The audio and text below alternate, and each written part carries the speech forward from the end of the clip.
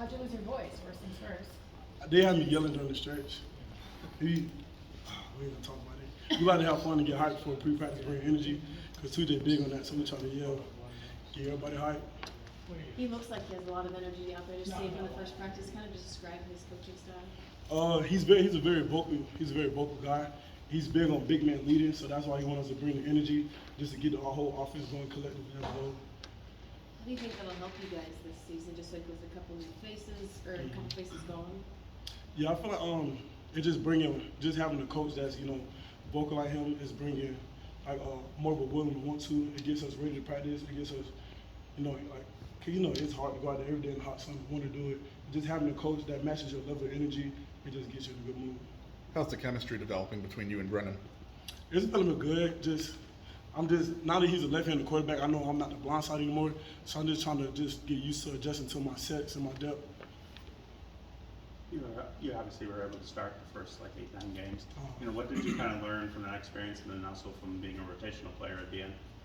Really, I just learned I just need to fix my off-the-field habits when it just come to just eating right, studying, feeling better, just the little things like that.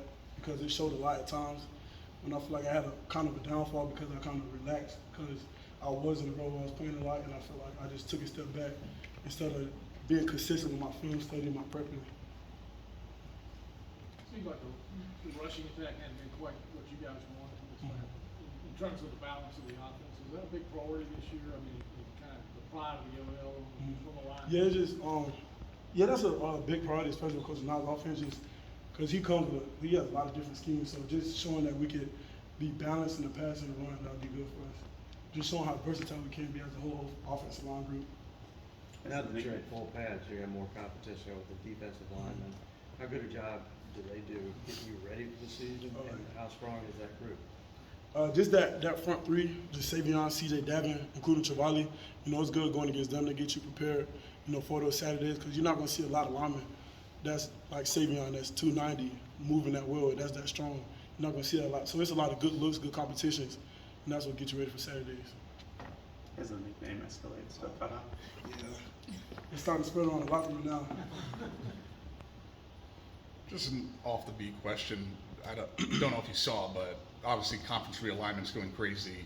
Not a lot of people talk about the effect it has on the student athletes and traveling. Have you guys ever thought about that? Did you feel one way or another about maybe the possibility of, even if it's a stretch, of adding Stanford or California to the ACC? No, we don't really talk much about it as a team. That's not stuff we talk about. I guess it's like the athletic director stuff, but as a whole team, we just focus on who's already in the conference. Well, I meant more personally, do you worry about that kind of stuff? Oh, nah. Is that something that excites you? Maybe, hey, the ACC is on the East Coast, they're on the West Coast. Is that going to help you, hinder you? Me personally, not necessarily.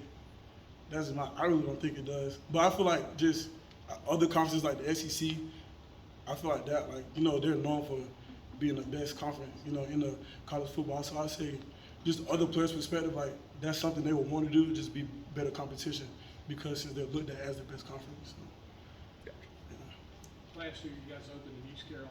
This year, you're going to Connecticut. Do you like the thought of going on the road for that first game? Do you learn a lot about yourself as a team? Yeah, it's always good to have that first home game. Not home game, but away game, because it shows. I feel like it's a good chance to show us early on how we do adversity as a team.